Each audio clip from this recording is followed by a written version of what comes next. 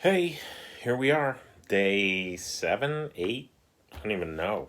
It's like, man. But what I do know after a couple more days is that the weight gain part of this is going to become a much bigger factor than we had originally anticipated. And on that note, why don't we look at some cooking today, huh? So, what we're going to do is we're going to make some eggplant. Eggplant cutlet is one of my favorite things to make and to eat. Oh man, how I love it. And it's pretty easy too. You just start with two, maybe three eggplant based on how many people you got to feed or how big they are. I just take the ends off, both ends off of the eggplant, top and the bottom. And once I do that, I stand it on its end and peel it down the sides to get the skin off, because the skin can be tough when you cook it. And I just peel till I get them both pretty much peeled up. And then once we get them peeled, what I do is I take and lay the eggplant on its side and cut it into 1/2 inch thick slices. 1/2 inch thick, and just slice. You may, depending on how you end up at either end, you may end up with a little heel that you can't use or whatever. But slice them up, pile them up. Once you get that done, just lay them all into either baking sheets or cooking sheets. And what I do is sprinkle them with salt to cure them. This gets all the water and the bitterness out of them. So you salt them all. And then after a while, maybe 10 minutes, 15 minutes, you'll see glistening water on top, like just a good layer of water coming out of the eggplant. And once you see that, take a paper towel, damp them off, just press pretty hard on them, flip them over, salt them again on the other side, and let them sit another 10 minutes. Once they get wet on the other side, same thing. Damp them off, and then just stack them up and get them ready to cook. So for cooking, once I have them all stacked and ready to go, what I do is I take a couple of pie plates,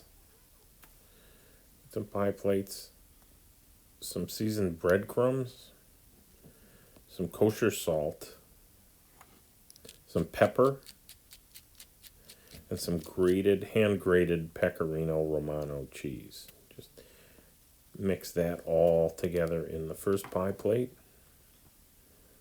and blend it with your hands. Then I take the second pie plate, crack 3 eggs into it.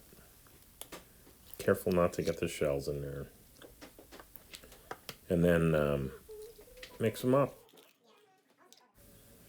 So once you get the eggs all mixed up, they're going to be what you use to soak the cutlets before you bread them. Then I heat some olive oil in an iron skillet, or whatever frying skillet you use. You see the oil start to shimmer once it gets hot enough. The way I know for sure is I just take a drop of the egg batter and just drip it in there. If it starts to bubble a little bit, you know you're ready. Once I do that, I take the cutlets, just dip them both sides in the egg wash. Let them drip off a little bit. Then dip them in the breading. Make sure you get a good covering on the cutlet, both sides with the breadcrumbs. And then gently lay them into the hot oil. Lay them away from yourself. Will save you a little bit of spattering.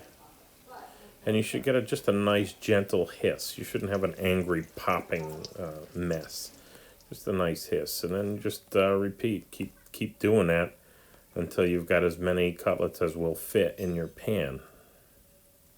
Cover them both sides, shake them off, and get them into the pan to fry. Once they're fried on one side, flip them over. The way you know that they're done is to just put a fork into them, and when a fork goes in and comes out with no resistance, that's exactly when they're done. You don't want to let them go too long after that, but you don't want to have the fork sticking in them either. So once you do that, take them out, stack them on a plate. You can alternate them. I stack them in alternating stacks. You can put paper towel in between them or whatever. But then you're done, and you got yourself some good eggplant cutlet. And once these are done, you can use them for almost anything. You can put them in a casserole, like a lasagna, layered with mozzarella and sausage and sauce.